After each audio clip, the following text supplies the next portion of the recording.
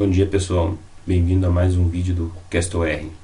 E aqui nós vamos tratar das telas iniciais do sistema ao realizar o login. Bom, acessando o sistema, temos duas opções no menu: avaliação e gerenciar.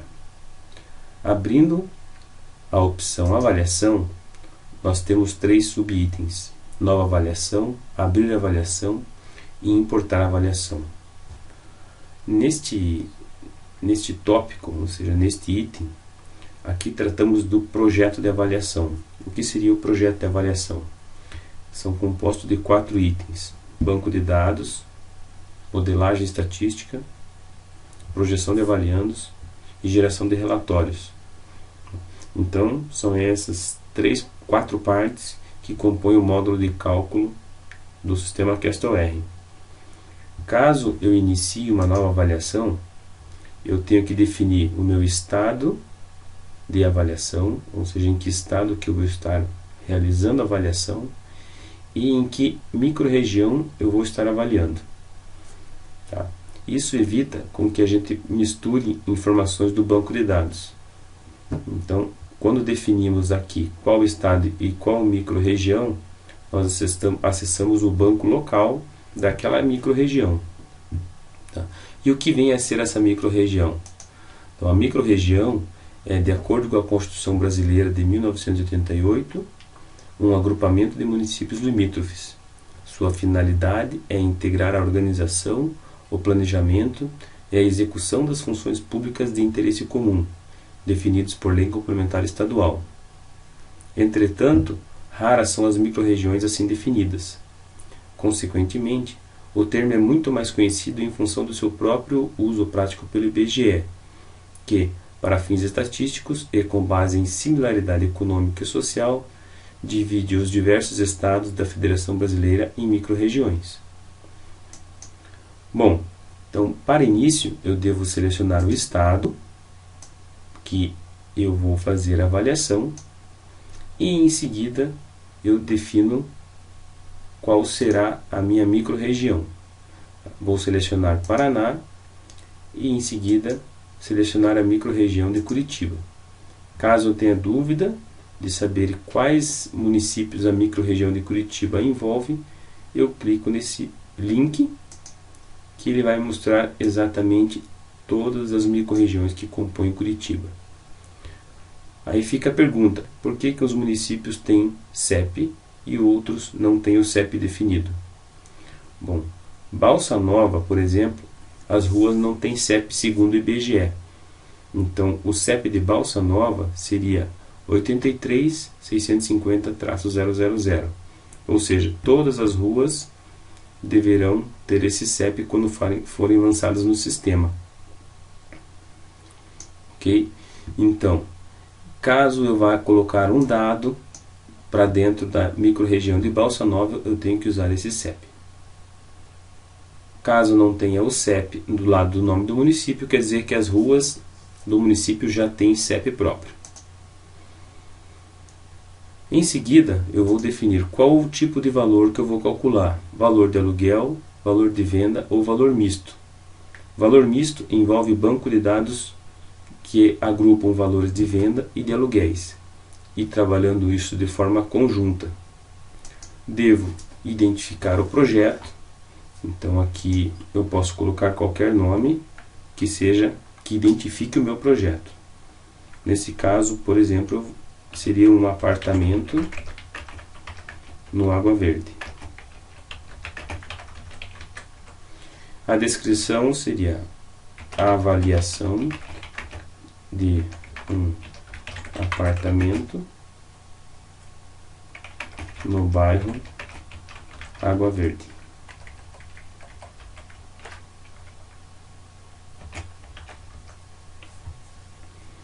Devo informar também quais são os pressupostos de avaliação e o diagnóstico de mercado. O primeiro item do pressuposto de avaliação seria definir o grau de fundamentação. Algumas vezes o contratante exige grau de fundamentação 2 ou até mesmo grau de fundamentação 3, que é o atendimento à tabela de grau de fundamentação que existe na NBR 14653.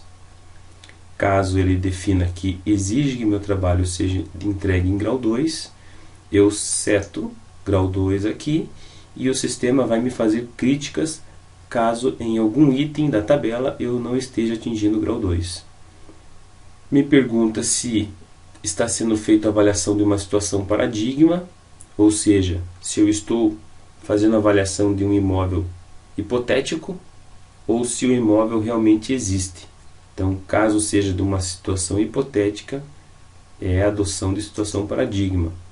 Caso seja do imóvel que existe realmente, então ele não é uma situação paradigma. Dados de mercado. Apresentação das fotos e características observadas no local pelo autor. Caso eu esteja usando um banco de dados privativo em que eu vistoriei todos os dados, coloquei as fotos no banco de dados, então eu posso definir como dados de mercado com um banco de dados criado pelo autor. Caso eu esteja usando o banco de dados público, em que eu não vistoriei todos os dados, então eu não posso setar como sim.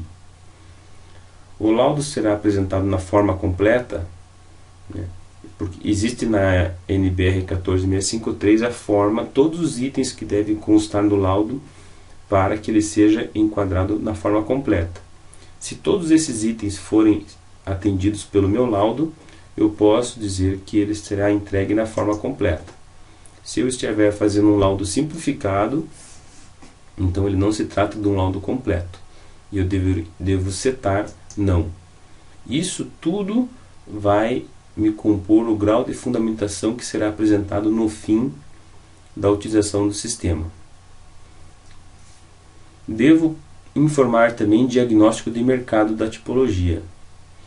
Como é a performance percebida? Está sendo vendido de forma normal, o mercado encontra-se recessivo ou o mercado encontra aquecido. Como eu estou tratando de apartamentos em Curitiba, eu vou lançar como recessivo. O nível de oferta verificado. O comportamento é normal, existe um balanço entre a quantidade de ofertas e a quantidade de absorção desses imóveis, ou então eu tenho mais ofertas, muito mais ofertas do que demanda, ou então eu tenho uma escassez de ofertas, ou seja, quando eu vou pesquisar apartamentos à venda, eu encontro poucos.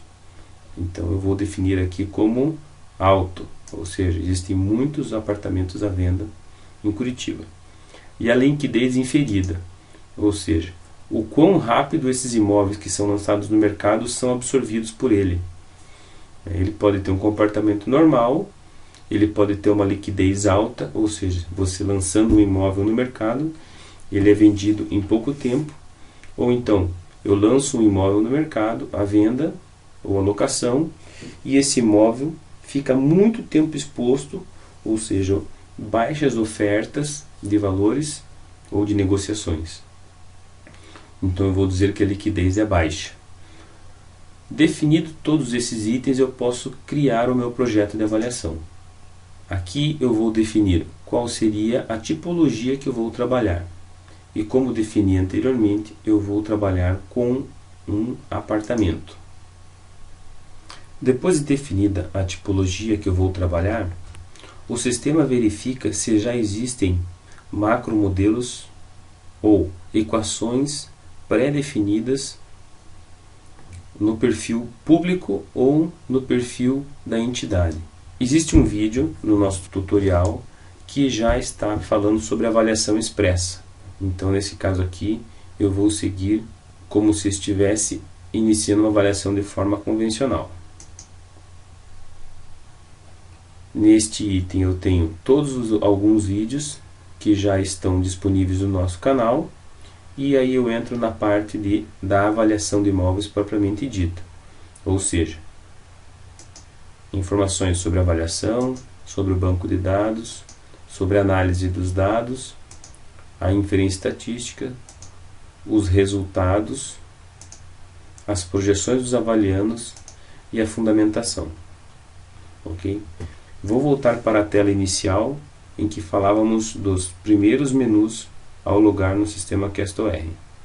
Voltando ao menu inicial, já falamos sobre nova avaliação, vamos tratar de abrir uma avaliação.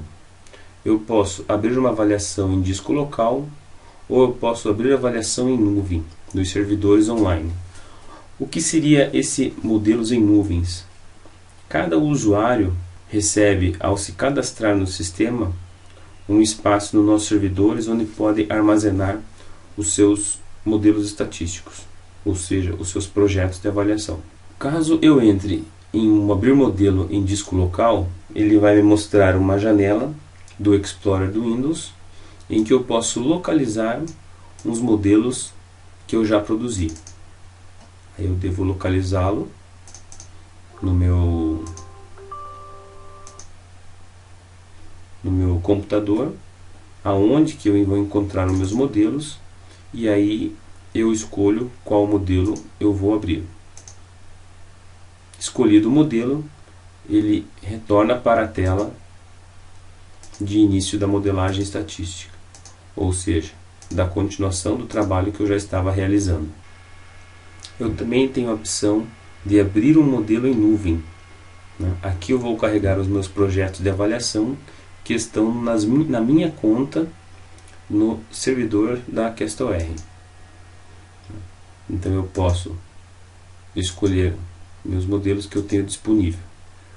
Bom, nessa minha conta eu não tenho nenhum modelo disponível. Bom, nessa minha conta eu não tenho nenhum projeto de avaliação disponível. Então ele vai me mostrar um banco zerado.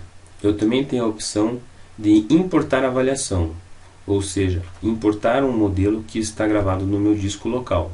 A diferença entre importar modelo e abrir um modelo está no local de salvamento. Quando eu abro um modelo, o sistema guarda o local de onde ele foi aberto. E toda vez que eu salvar o modelo, ou seja, salvar o meu projeto, ele vai salvar no mesmo local de onde eu abri. Quando eu importo um modelo, eu ainda vou precisar definir um local de salvamento. Essa é a diferença entre os botões abrir modelo em disco local, que me traz para essa tela, ou importar avaliação, que também me traz para essa tela, mas o meu local de salvamento ainda não está definido. O próximo item da tela inicial do CastleR seria gerenciar, ou seja, gerenciar o banco de dados. Caso eu queira fazer uma pesquisa, uma consulta no banco de dados do nosso servidor do CastleR, eu preciso definir o estado e a região e a microrregião da onde eu quero consultar os dados. Também, caso queira ver qual cidade envolve essa microrregião, eu posso clicar neste link e ele me trará quais cidades compõem a microrregião que eu estou utilizando. Definido isso, clicando em avançar, eu defino a tipologia que eu vou trabalhar, consultar, e eu acesso o banco de dados do CastleR. Caso eu vá tratar em apartamento, clico em apartamento e eu vou poder incluir, manipular ou ver a ficha de pesquisa. A inclusão seria a digitação de um dado novo no banco de dados. Para isso eu preciso das fotos, todas as informações que o sistema me pede para que eu faça a inclusão deste dado. A manipulação seria realizar o filtro para trazer o sistema do banco de dados para dentro do meu projeto. E a ficha de pesquisa, ele me dá um link para que eu faça o download desta ficha para que eu possa preencher e realizar a pesquisa de campo. Bom pessoal, aqui finalizamos as telas iniciais do CastleR para que vocês possam acessar o sistema e entender como é feito esse passo a passo inicial.